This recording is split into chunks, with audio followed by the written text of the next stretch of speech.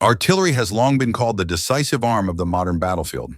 Infantry may seize ground and tanks may exploit breakthroughs, but it is artillery that shapes the fight, breaks defenses, and grinds armies down. In the Second World War, no military understood this more deeply or pursued it more relentlessly than the United States Army. Yet even the most powerful cannon is useless if it cannot keep up with the pace of battle. And by 1940, the nature of war had fundamentally changed. The German blitzkrieg shattered old assumptions. Speed, coordination, and relentless momentum became the new laws of warfare. Horse-drawn artillery, once the backbone of every army, was suddenly obsolete. Guns that lagged behind the armored spearheads might as well not exist. The solution was clear. Artillery had to move at the same speed as tanks. Germany's answer was the self-propelled gun, an elegant marriage of necessity and ingenuity. Vehicles like the Wespe mounted heavy field howitzers onto existing tank chassis, creating mobile artillery that could keep pace with the panzers. It was clever, economical, and deadly. The American answer was very different. Rather than improvising a gun onto a spare chassis, the United States built a complete, purpose-designed weapon system from the ground up.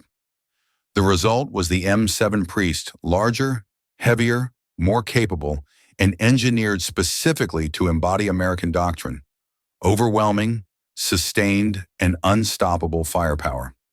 It would become so effective and so reliable that it emerged as the standard self-propelled artillery vehicle for nearly the entire Allied war effort. This is the story of two philosophies of war and why the American approach ultimately dominated the battlefield. The German 10.5-centimeter LFH-18 field howitzer was an excellent weapon. Accurate, reliable, and lethal, it had served well throughout the early campaigns of the war. But on the Eastern Front, excellence was not enough. The vast distances of Russia, combined with mud, snow, and crumbling infrastructure, exposed a fatal weakness. Horse teams simply could not keep pace with armored divisions, driving hundreds of kilometers into enemy territory. Artillery batteries arrived late, exhausted, or not at all. By 1942, the German army needed a solution fast. The answer came not from new production, but from reuse. The Panzer II light tank, once a frontline vehicle, was now hopelessly obsolete in combat. German engineers saw opportunity where others saw scrap. They stripped away the turret, relocated the engine to the center of the hull, and constructed a thin, open-topped armored compartment at the rear. Into this box, they mounted the standard 10.5-centimeter howitzer. The result was the Wespe, a mobile artillery piece created by recycling a chassis that would otherwise be useless. It was an inspired solution, but also one full of compromises. The Wespe was small and cramped, with barely enough space for its 5-man crew to function. Ammunition storage was severely limited. Armor protection was minimal, just enough to stop small arms fire. It was never meant to be a perfect vehicle. It was a stopgap, designed to solve an immediate problem with limited resources. Across the Atlantic, the American approach could not have been more different. Even before the United States formally entered the war, the Armored Force Board recognized that modern armored divisions required fully mechanized artillery support. In 1941, planning began for a self-propelled howitzer that would not merely keep up with tanks, but operate seamlessly alongside them. Early experiments placed artillery on light tank chassis, but American designers quickly recognized the limitations of this approach. They made a decisive choice, one that would shape the future of Allied artillery. The new vehicle, designated T-32, would be built on the chassis of the M3 Lee medium tank. When standardized in 1942, it became the M7 Priest. This decision transformed the vehicle from a compromise into a system. By using a medium tank chassis, the M7 inherited a powerful Continental radial engine, a robust suspension, and proven mechanical reliability. It could match the speed and endurance of the Sherman tanks it supported. Maintenance was simplified. Spare parts were abundant. Logistics favored mass production and rapid deployment. The Priest fighting compartment was enormous by comparison. Its main weapon, the American M2A 105mm howitzer, was one of the finest artillery pieces of the war, accurate, dependable, and capable of sustained fire. For self-defense, it carried the legendary M2 Browning .50 caliber machine gun, mounted in a raised ring that gave the gunner a commanding field of view. British soldiers, seeing this arrangement for the first time, joked that it resembled a church pulpit. The nickname priest stuck. Both vehicles carried weapons of similar caliber, the German 10.5 centimeters and the American 105 millimeters. Both guns were capable of delivering devastating indirect fire at ranges exceeding 11,000 yards. On paper, their firepower was comparable. The real difference lay in how long they could fight. The Wespe carried just 32 rounds of ammunition. In a prolonged engagement, this limitation was crippling. Once those shells were expended, the vehicle was forced to withdraw or wait for vulnerable, lightly armored ammunition carriers to arrive under fire. In fast-moving battles, this delay could break the momentum of an entire formation. The M7 Priest, by contrast, was a mobile arsenal. Thanks to its larger chassis, it could carry 69 rounds, more than double the Wespe's capacity. This allowed Priest batteries to maintain sustained barrages for far longer without resupply. In artillery warfare, endurance is everything. Verdict: a decisive victory for the M7 Priest. At their core, both the Wespe and the Priest were a fusion of gun and tank chassis, but the foundations on which they were built defined their effectiveness. The Wespe used the chassis of the Panzer II light tank. Powered by a 140 horsepower Maybach engine, it could reach speeds of around 25 miles per hour. For its time, this was respectable. It was agile and capable of keeping pace with German armored formations, at least in the early years of the war. The M7 Priest rested on a far more powerful foundation. Its 400 horsepower Continental radial engine gave it a higher top speed of roughly 30 miles per hour on roads. More importantly, it used the same vertical volant spring suspension found on the M4 Sherman. This suspension system was rugged, reliable, and well-suited to the mud, rubble, and broken terrain of Europe. Wider tracks provided better cross-country performance and reduced ground pressure.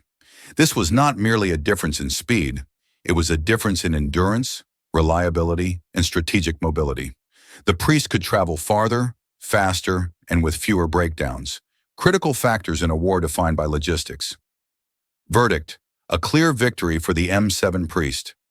A weapon is only as effective as the men who operate it, and here the design philosophies of the two vehicles had a profound impact. The Wespe's fighting compartment was cramped almost to the point of dysfunction. 5 men were packed into a narrow space dominated by the massive breech of the howitzer. In sustained fire missions, this environment became chaotic. Hot shell casings, limited movement, and constant risk of injury. The M7 Priest was designed with the crew in mind. Its large open fighting compartment allowed space to move, pass ammunition, and operate efficiently. American doctrine called for a 7-man crew, providing redundancy and specialization. This was not comfort, it was efficiency. The ability to handle heavy 105 millimeter shells rapidly translated directly into a higher sustained rate of fire. War correspondent Ernie Pyle, who spent extensive time with artillery units, repeatedly noted the teamwork and confidence of Priest crews. Their effectiveness was not accidental, it was engineered. Verdict: a decisive victory for the M7 Priest. Both vehicles shared a critical vulnerability. They were open-topped. Air-bursting artillery and shrapnel posed constant threats. However, the Priest's heavier construction offered meaningful advantages. The Wespe's light tank chassis provided a maximum of roughly 30 millimeters of frontal armor, with even thinner protection elsewhere. The Priest's medium tank heritage gave it up to 51 millimeters of frontal armor, significantly improving survivability. Protection extended beyond armor thickness. The Priest's .50 caliber machine gun was a powerful deterrent against infantry and low-flying aircraft. Enemy fighter bombers were a constant menace on every front, and the ability to lay down heavy defensive fire mattered. The Wespe's limited light machine gun offered little defense in such situations. Verdict: a clear victory for the M7 Priest. The Wespe was a clever and cost-effective design, and Germany produced approximately 676 of them. They served effectively, primarily on the Eastern Front, where they filled a desperate need, but their impact was limited by production capacity, logistical strain, and the realities of a nation fighting an increasingly defensive war. The United States, by contrast, produced over 4,300 M7 priests. This was not just manufacturing, it was industrial warfare. Entire artillery battalions were fully mechanized. Mobility, firepower, and logistics worked in harmony. Under Lend-Lease, the Priest became the standard self-propelled gun for British forces in North Africa, where it played a decisive role at the Second Battle of El Alamein. The British praised the vehicle's reliability and firepower, though its American 105mm ammunition complicated supply chains built around the 25-pounder. Their solution was not rejection, but adaptation, leading to the creation of the Sexton. The Priest had proven the concept. Others followed. Verdict, a crushing strategic victory for the M7 Priest. The Wespe was a brilliant example of battlefield improvisation, a weapon born of necessity, ingenuity, and scarcity. It solved a critical problem at a critical moment. But the M7 Priest was something more. It was a weapon born of foresight, industrial power, and clear doctrine. It was designed not as a temporary fix, but as the backbone of a modern, mobile artillery force. More survivable, more reliable, better supplied, better protected. The Wespe was a stopgap. The M7 Priest was a war-winning system.